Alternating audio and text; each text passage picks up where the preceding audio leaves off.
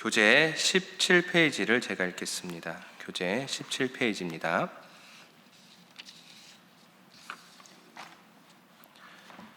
(7장의) 첫 부분은 타인에 대한 비판 금지와 자신을 돌아보는 영적 분별력에 대해 말합니다. 그리고 끊임없이 구하고 찾고 두드리라고 말씀하시며 황금률에 대해서도 말씀하십니다. 또한 예수님은 좁은 문으로 들어가라 말씀하십니다. 그러기 위해서 거짓 선지자들을 조심하며 좋은 열매를 맺어야 합니다. 이런 예수님의 말씀을 잘 듣고 지켜 행하는 사람이야말로 반석 위에 집을 짓는 지혜로운 사람이라 말씀하십니다. 아멘. 우리는 살면서 기도를 참 많이 합니다. 그런데 이 기도들을 쭉 살펴보면 한 가지 특징이 있습니다. 우리의 기도의 대부분이 간구라는 것입니다. 뭐뭐 해 주십시오입니다. 이런 간구 기도와 관련하여 아주 유명한 구절이 있습니다. 바로 오늘 본문 7절의 말씀입니다. 구하라 그리하면 너희에게 주실 것이요 찾으라 그리하면 찾아낼 것이요 문을 두드리라 그리하면 너희에게 열릴 것이니. 아멘. 내용은 간단합니다. 구하면 주실 것이다. 그런데 현실은 어떻습니까? 예를 들어 우리가 자녀의 취직을 간절히 원합니다. 원하면 이루어집니까? 아니죠. 원하면 이루어진다면 우리 청년들이 이미 다 직업이 있을 겁니다. 이처럼 우리의 간구는 이루어지지 않을 때가 훨씬 더 많습니다. 심지어 타인을 위한 지극히 이타적인 기도조차 이루어지지 않을 때가 있습니다. 그렇다면 도대체 오늘 본문에 나오는 말씀은 무슨 뜻일까요? 7절에는 세 개의 동사가 나옵니다. 첫 번째는 구하라, 두 번째는 찾으라, 세 번째는 두드리라입니다. 이 세 개의 동사, 구하라, 찾으라, 두드리라, 이 세 개의 동사의 목적어가 뭘까요? 무엇을 구하고 무엇을 찾고 무엇을 두드려야 하는가? 의문점은 이것만이 아닙니다. 11절을 한번 보십시오. 11절 중반에 이렇게 나옵니다. 하늘에 계신 너희 아버지께서 구하는 모든 자에게 좋은 것으로 주시지 않겠느냐. 여기서 좋은 것이 뭘까요? 돈일까? 아니면 명예일까? 여러분, 오늘 본문만을 보시면 이 세 개의 동사의 목적어를 찾을 수가 없습니다. 그리고 11절에 나오는 하나님이 주시는 좋은 것이 뭔지도 알 수가 없습니다. 그렇다면 오늘 본문은 미지의 영역에 놓인 본문인가? 절대로 그렇지는 않습니다. 오늘 본문에 대한 힌트는 바로 마태복음의 흐름 속에 있습니다. 여러분, 말씀을 읽을 때 본문을 눈앞에 두고 읽지 마시고 멀찌감치 떨어져서 읽으시길 바랍니다. 그래야 흐름이 보입니다. 이렇게 멀찌감치 떨어져서 읽어볼 때 오늘 본문이 어디에 속해 있습니까? 산상수훈에 속해 있습니다. 예수님이 갈릴리 호수 근처의 산에서 하신 말씀입니다. 그렇다면 예수님께서 산에서 무슨 말씀을 하셨습니까? 예수님은 5장 초반에서 하나님 나라가 어떤 나라인지 선포하셨습니다. 그 내용이 바로 팔복에 관한 내용입니다. 하나님 나라는 이러할 것이다. 그리고 그 뒤에 그 나라를 제대로 유지하기 위해 우리가 어떤 사람이 되어야 하는지를 설명하십니다. 너희는 빛과 소금이 되어야 한다. 빛과 소금이 되어야 한다. 그리고는 예수님은 자신의 정체에 대해 말씀을 해주십니다. 너희가 이런 말을 하는 나를 이상한 사람이라고 여기는데 나는 절대로 이상한 사람이 아니다. 나는 어떤 사람이냐? 나는 율법이나 선지자를 폐하러 온 것이 아니라 그 율법이나 선지자를 완전하게 하러 온 사람이다. 이렇게 자신의 정체성을 밝히십니다. 그리고는 그 후에 예수님은 그 완전이 무엇인지, 즉 제대로 된 율법 해석이 무엇인지 보여주십니다. 옛사람이 이렇게 말했지만 나는 너희에게 이르노니 그렇게 하지 말고 이렇게 하거라. 그게 바로 완전한 율법 해석이다. 과거의 율법 6개를 말씀하시고 그 율법에 대한 완전한 해석이 무엇인지 보여주십니다. 그리고 나서 하신 말씀이 바로 오늘 본문의 말씀입니다. 구하라, 찾으라, 두드리라. 왜 구하라고 하고 왜 찾으라고 하고 왜 두드리라고 하십니까? 뻔하죠. 사람들이 바로 앞에서 말한, 즉 예수님이 말한 율법이 불가능하다라고 생각하기 때문입니다. 예를 들어 내 형제를 말이나 마음으로도 모욕하지 말라. 만약 모욕을 했다면 예루살렘에서 갈릴리까지 일주일이 걸려서라도 돌아가서 화해를 하고 나서 나에게 예배를 드려라. 여러분, 가능합니까? 주일에 이미 본당에 나왔는데 집으로 돌아가는 것도 힘듭니다. 근데 부산까지 돌아가서 갔다 올 수 있습니까? 못하죠. 불가능입니다. 그래서 우리는 생각합니다. 불가능이다. 그냥 불가능이 아니라 완전히 불가능이다. 그래서 예수님이 이런 우리의 생각을 아시고 오늘 본문 말씀을 하십니다. 구하라, 찾으라, 두드리라. 그리고 여기에 더해 11절을 주십니다. 11절 중반에 방금 읽었던 본문이 이렇게 나옵니다. 하늘에 계신 너희 아버지께서 구하는 자에게 좋은 것으로 주시지 않겠느냐. 여기 나오는 좋은 것은 누가복음을 참조하면 성령 하나님입니다. 구하면 성령 하나님을 주신다는 겁니다. 그렇다면 도대체 성령 하나님의 능력이 어떻기에 성령님을 내려주신다는 걸까? 우리가 잘 아는 갈라디아서에 이렇게 나옵니다.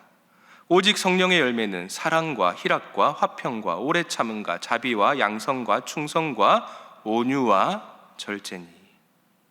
성령이 함께 하시면 우리에게 이러한 열매들이 나타납니다. 그래서 우리는 불가능할 것만 같은 그 예수님의 요구들을 행할 수 있게 됩니다. 정리를 하면 오늘 본문은 다른 어떤 것이 아니라 산상수훈의 가르침을 구하라라는 말씀입니다. 여기서 첫 번째 기도 제목입니다. 예수님의 율법을 끊임없이 구하게 하소서입니다. 예수님의 율법을 끊임없이 구하게 하소서. 이제 산상수훈의 막바지입니다. 이제 남은 것은 경고입니다. 마태복음 5장부터 나온 예수님의 말씀을 흘려듣지 말고 진지하게 받아들여라. 그렇지 않다면 너희는 큰일이 날 것이다. 이런 경고의 말씀입니다. 13절에서 14절을 한번 다 같이 읽어보겠습니다. 13절에서 14절입니다. 시작. 좁은 문으로 들어가라.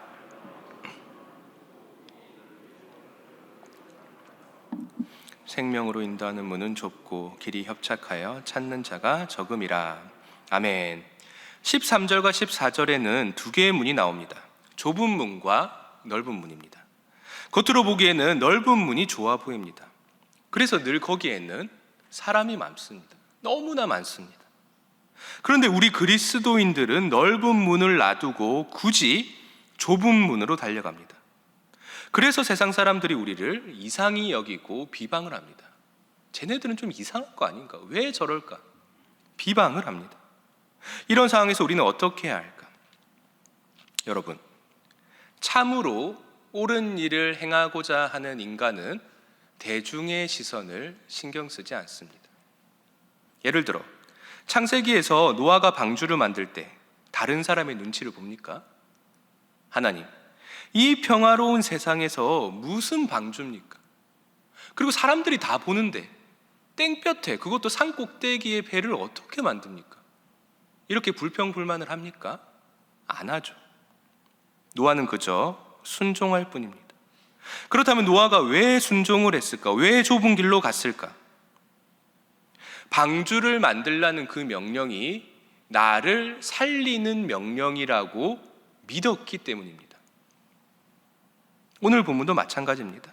형제를 모욕하지 말라, 마음속으로 음란하지 말라, 원수를 사랑하라, 자랑하기 위해 경건한 척하지 말라, 이방인처럼 먹을 것 입을 것 구하지 말고 하나님 나라의 일을 먼저 구해라. 어렵습니다. 너무나 좁은 문입니다. 너무나 힘든 문입니다. 그럼에도 불구하고 우리는 이 좁은 문으로 가야 합니다. 왜 가야 합니까? 그 길이 우리를 살리는 길이라는 것을 믿기에 그 좁은 문으로 달려가는 것입니다. 두 번째 기도 제목입니다. 넓은 길을 조심하게 하소서입니다. 넓은 길을 조심하게 하소서. 이제 두 번째로 조심해야 할 것이 나옵니다. 15절에 이렇게 나옵니다. 거짓 선지자들을 삼가라. 양의 옷을 입고 너희에게 나아오나 속에는 노략질하는 일이라. 마태복음이 왜 갑자기 거짓 선지자 이야기를 할까요? 거짓 선지자들이 좁은 문으로 들어가는 것을 방해하기 때문입니다. 좁은 문으로 가는 것을 방해하는 자들입니다. 그럼 우리는 어떻게 할까요? 먼저 거짓 선지자가 누군지 알아야 합니다. 알아야 조심하겠죠. 그래서 17절에서 18절을 보십시오. 이렇게 나옵니다. 이와 같이 좋은 나무마다 아름다운 열매를 맺고 못된 나무가 나쁜 열매를 맺나니 좋은 나무가 나쁜 열매를 맺을 수 없고 못된 나무가 아름다운 열매를 맺을 수 없느니라. 그리고 20절입니다. 이러므로 그들의 열매로 그들을 알리라. 아멘. 여러분, 거짓 선지자는 열매로 분간할 수 있습니다. 열매로 분간할 수 있다. 그러면 그 열매가 무엇일까? 오늘 본문에 따르면 예수님이 말씀하신 산상수훈의 가르침을 지키고 행하는 것입니다. 실제로 21절을 보십시오. 우리 21절을 다 같이 읽겠습니다. 읽습니다. 21절 시작. 나더러 주여 주여 하는 자마다 행하는 자라야 들어가리라. 아멘. 주여 주여 하는 자가 아니라 하나님의 뜻대로 행하는 사람이 하나님 나라에 속한 사람입니다. 그러면 하나님의 뜻, 예수님의 뜻이 뭡니까? 방금 했죠. 산상수훈의 가르침을 지키는 것. 그래서 그 가르침을 행하는 자가 진짜 천국 백성이고 그 가르침대로 하라고 경고하고 선포하는 자가 참 선지자입니다. 그런데 이런 상황에서 거짓 선지자들은 그럴듯한 행동을 합니다. 22절을 보십시오. 그날에 많은 사람이 나더러 이르되 주여 주여 우리가 주의 이름으로 선지자 노릇하며 주의 이름으로 귀신을 쫓아내며 주의 이름으로 많은 권능을 행하지 아니하였나이까 하리니. 22절에 거짓 선지자들의 세 가지 행위가 나옵니다. 첫 번째는 선지자 노릇입니다. 예언을 하고 하나님의 뜻을 선포하는 겁니다. 그리고 두 번째는 귀신을 쫓아내는 일입니다. 예수님이 공생의 기간 동안 주로 하셨던 일입니다. 그리고 세 번째는 권능을 행하는 일입니다. 기적적인 치유 사역을 뜻합니다. 현대를 살아가는 우리가 봐도 이 세 가지 일은 엄청난 일입니다. 그런데 놀랍게도 오늘 본문에서 예수님은 이것을 부인하십니다.